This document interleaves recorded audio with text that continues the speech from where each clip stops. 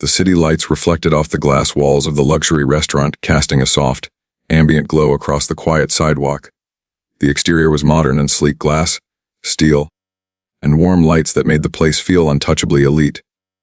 Couples and small groups stepped out of black cars, their laughter echoing softly against the polished stone. Every detail whispered wealth and status. Through the revolving doors, a man walked in.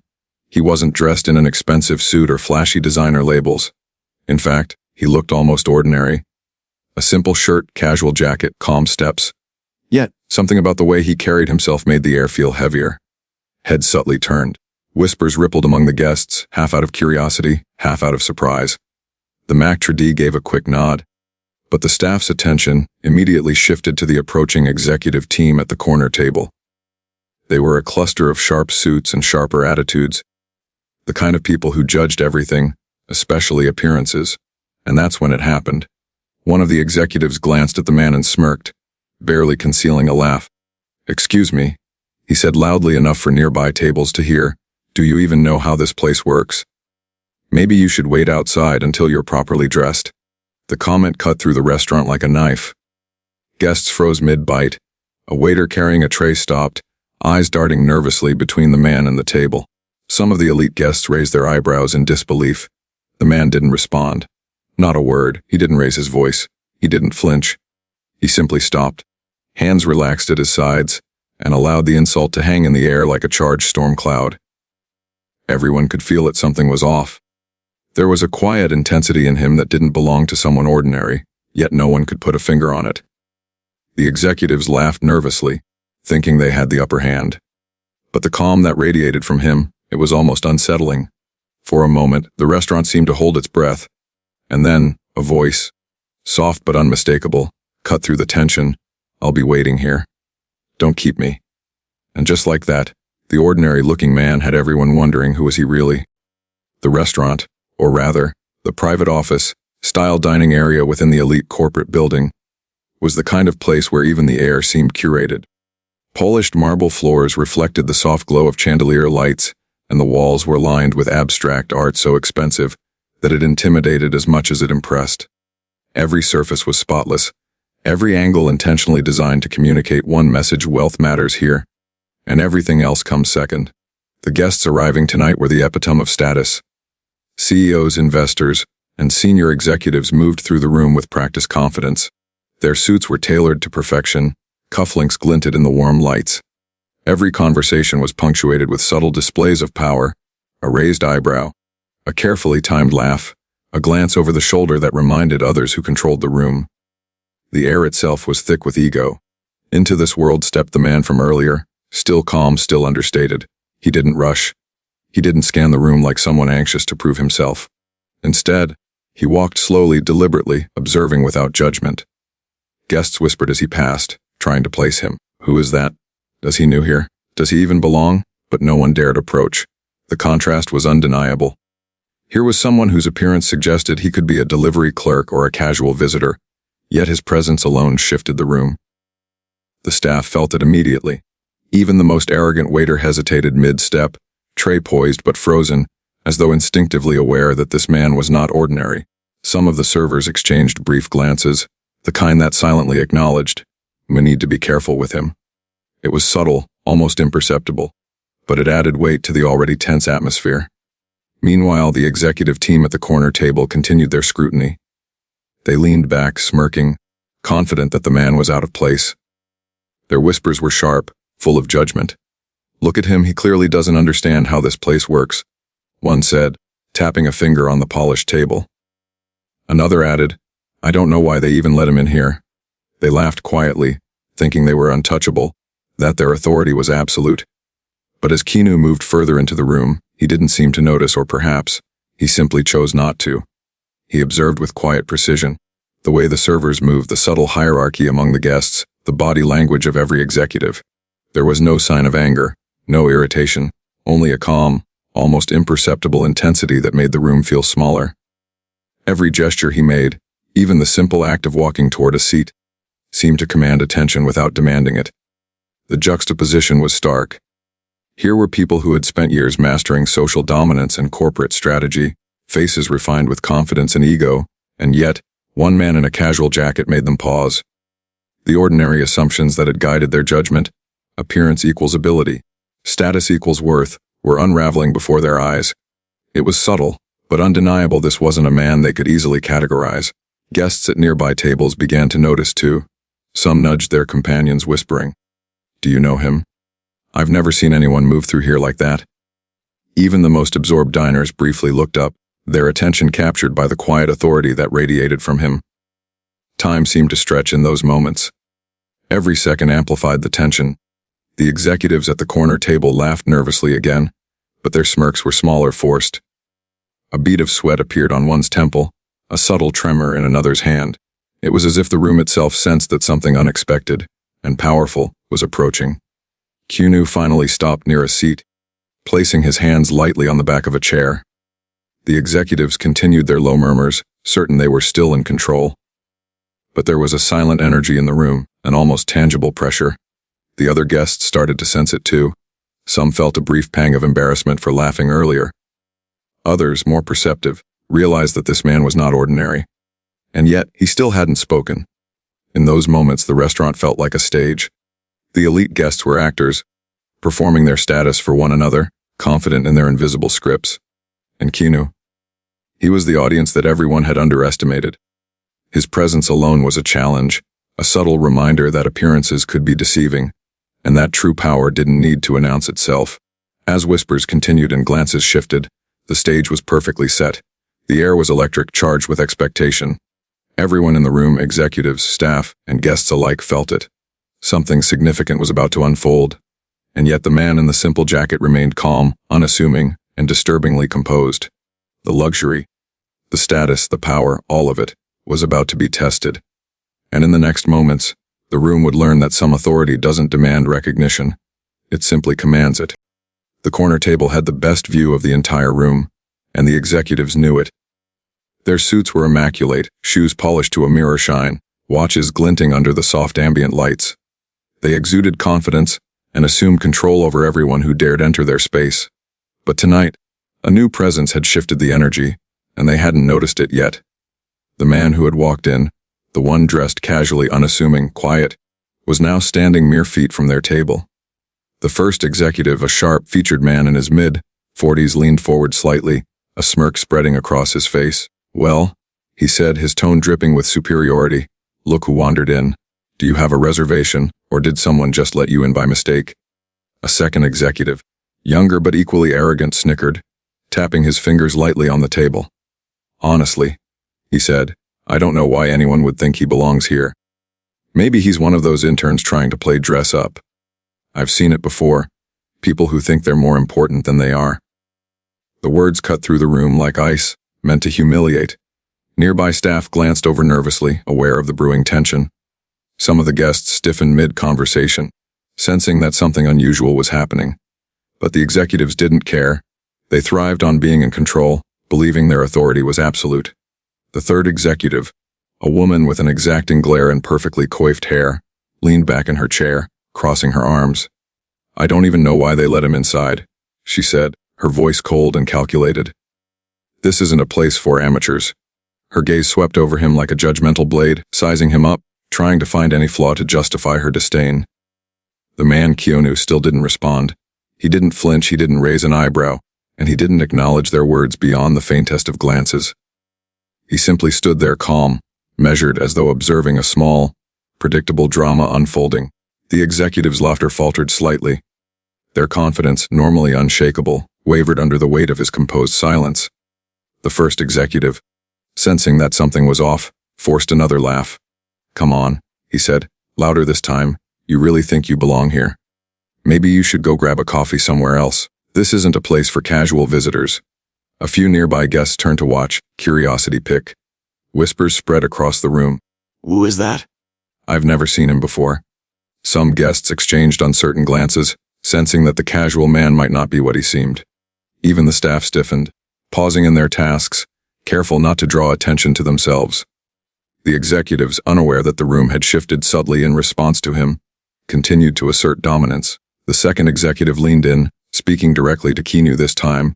"Do you even know how this works? This isn't your world. Maybe try observing before speaking, or better yet leave. Kinu's expression didn't change. He didn't move. He simply looked at them, his eyes calm, steady, and unyielding. The silence was heavier than any insult could have been. The executives shifted in their seats, suddenly conscious of every gesture, every breath, every movement in the room. The air that had once been comfortably theirs was now charged, tense, unpredictable. A brief pause followed, broken only by the clinking of glasses and the muffled hum of conversation from other tables. Yet even the ambient noise seemed to fade against the presence of the quiet man. Whispers rippled again, more deliberate this time. Who is he? Is he serious? Guests and staff alike felt it. The unsettling knowledge that the man they assumed powerless might not be so powerless at all. The executives, unwilling to relinquish control, made one last attempt at dominance. The first executive leaned back, voice sharp, almost threatening. Well, since you're clearly not leaving, at least tell me, what is your business here? Kinu didn't answer immediately. Instead, he allowed a single beat to pass. Long enough for the executives to feel the weight of expectation, long enough for the room to tighten around them. And in that silent moment, the dynamic had shifted entirely. What had begun as a simple display of arrogance, a casual insult aimed to assert superiority, was now teetering on the edge of disaster for them. The executives realized, just slightly too late, that they might have underestimated someone far beyond their comprehension. The stage was set. The executives were poised for confrontation. But they had no idea the confrontation was already lost. Not through force, not through anger, but through a quiet, controlled presence that spoke volumes without a single word. The room had grown quieter without anyone realizing it. The executives, once confident and mocking, now felt a subtle unease creeping in. Every laugh, every smirk they had forced earlier seemed hollow under the weight of his presence. Keanu Reeves didn't speak, didn't gesticulate, didn't flinch. He simply stood there, calm and composed, watching. It was almost as if the air around him had thickened. Waiters paused mid-step, trays hovering in the air as if suspended by an invisible hand. Guests turned slightly in their seats, whispers dying on their lips. Something about him, his posture, his quiet gaze, made it impossible to continue acting as they had moments ago. The first executive, still trying to salvage control, cleared his throat. Are you, just observing? He asked, his voice losing some of its earlier confidence. A nervous laugh followed. Kunu's eyes met his briefly, steady, unblinking. No words were spoken, yet the intensity of that gaze communicated everything. It was measured, unyielding, and completely in command. The second executive tried again, leaning forward, placing his hands on the polished table as if to assert dominance. Look, maybe you don't understand how things work here. We run a tight ship. He stopped mid-sentence. The calm in Kinu's stance was suffocating.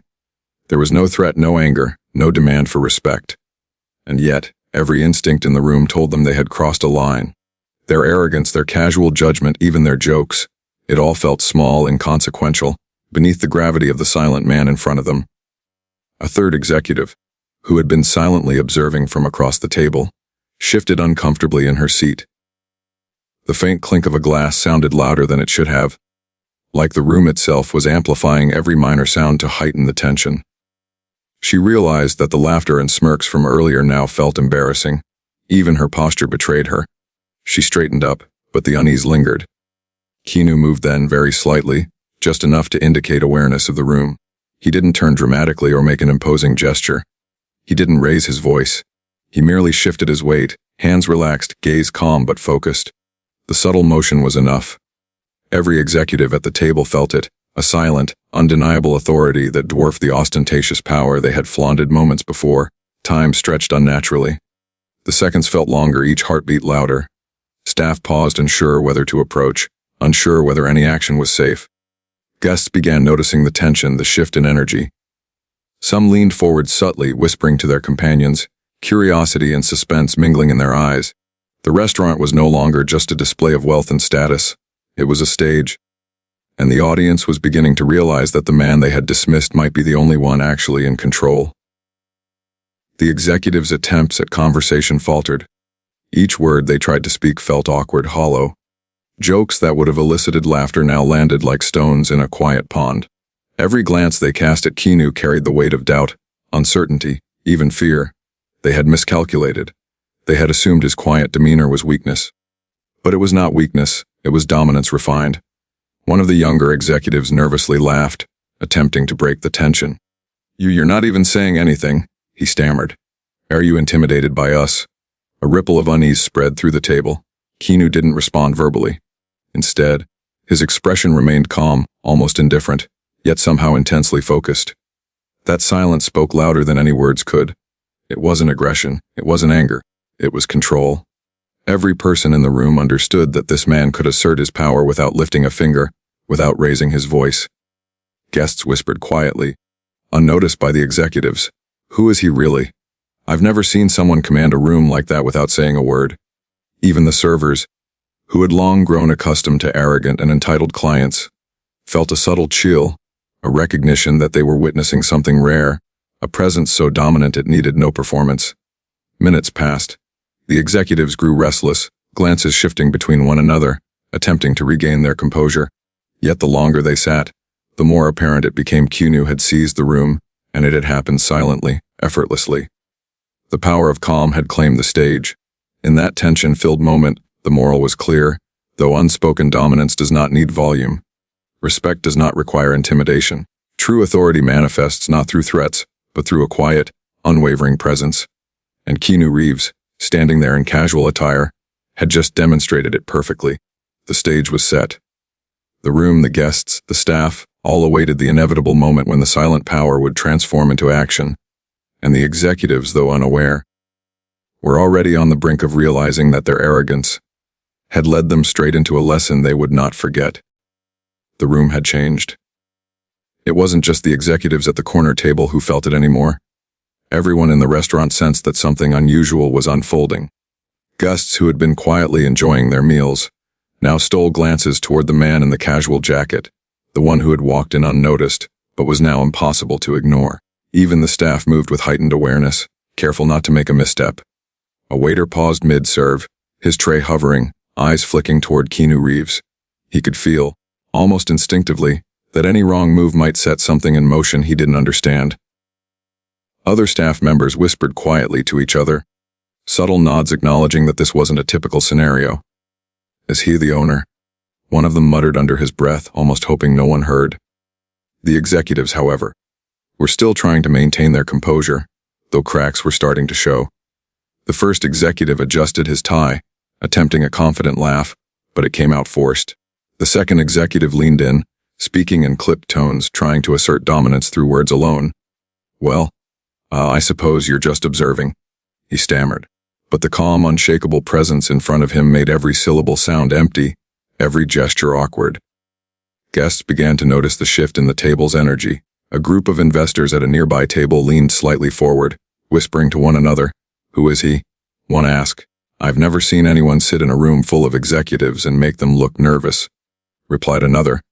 Eyes darted between the man and the table. Phones discreetly emerged, the subtle twitch of someone wanting to record the tension before it broke. Some guests even felt a pang of empathy for the executives, recognizing the precariousness of their situation. They had been arrogant, mocking, certain of their control, and yet, in mere minutes, the balance of power had shifted. It wasn't loud or violent, it was something quieter, more insidious, a silent authority that demanded recognition without uttering a single word. The executives grew restless, fingers drummed on the polished tabletop. Eyes shifted nervously. A bead of sweat appeared on one brow. The more they tried to dominate, the more evident it became that the man before them was untouchable in a way they had never encountered. The whispers of other guests and the barely concealed stares of staff amplified their discomfort. The younger executive leaned forward, attempting a last-ditch display of superiority. "Do you have any idea how things work here?" he asked, voice rising slightly. Keanu's gaze met his, steady, calm, unflinching. That single look silenced him, though no words were spoken. He felt it immediately. This was not a man who needed to raise his voice to command obedience. The silence carried authority heavier than any shout. Even the staff began to feel the tension acutely. Servers who were accustomed to catering to demanding elites now moved with deliberate caution, anticipating every move, every shift, every subtle cue. A misstep could draw attention, or worse. Some glanced at one another, exchanging looks that said without words, "We're in the presence of someone extraordinary." The whispers among guests grew. "I can't believe he's just standing there," one said. "It's like the room belongs to him now." Another replied. Conversations elsewhere slowed as the subtle energy radiating from Keanu Reeves took over the space. The ordinary, casual man in the jacket had transformed the room without lifting a finger, without making a sound, without asserting himself physically. Meanwhile, the executives at the corner table were unraveling. Every attempt to speak or act authoritative backfired in their minds. The more they tried to reclaim control, the more obvious it became that the calm figure before them had already seized it. Their forced smiles faltered. Their laughter became hollow echoes of confidence that had once been genuine. Time stretched on deliberately. Every second intensified the unease. Whispers, glances, and small gestures once inconsequential became magnified. Guests leaned in, observing the tension, sensing the story unfolding in real time. Some guests felt embarrassed for the executives, recognizing their arrogance had blinded them to the reality in front of them. Others were captivated, sensing that a dramatic shift was inevitable, waiting for the moment when the calm, understated man would finally act. Keanu, however, remained motionless, still, calm, observing. The room's energy seemed to bend around him, acknowledging without a word that this was no ordinary presence. The executives had no choice but to wait, trapped in their own arrogance, their judgment suspended by the quiet but undeniable force of authority. In that charged, tense moment, the stage was perfectly set. Every observer, guests, staff, even the executives themselves understood it. Something was inevitable. The silent power, patiently observed and respected, was about to transform into action. And the world in that room would never be the same again. The room seemed to hold its breath. The tension that had been building for minutes now thickened into something almost tangible. Guests leaned forward in their seats. Servers froze mid-step, and even the ambient hum of the luxury restaurant felt quieter, as though the walls themselves were aware that something monumental was about to happen. Keanu Reeves remained calm, motionless, yet radiating an authority so profound it made the executives at the corner table shift uncomfortably in their seats. The first executive attempted to break the silence with a nervous laugh, but it came out hollow, forced, and immediately faded. The second executive glanced sideways at his colleagues, all of them trying futilely to regain control. Then, as if on cue, a manager, well-dressed, sharp-eyed, clearly accustomed to handling high-pressure situations, approached the table. He stopped just short of the executives, his expression respectful, measured, but tinged with awe. "Sir," he said, voice low and steady, "may I have a word?" The executives glanced at each other, puzzled. "Sir, who?" The first executive began, but he was cut off by the quiet intensity emanating from Keanu Reeves. Keanu's gaze didn't waver. He simply nodded slightly to the manager, acknowledging him without a single word.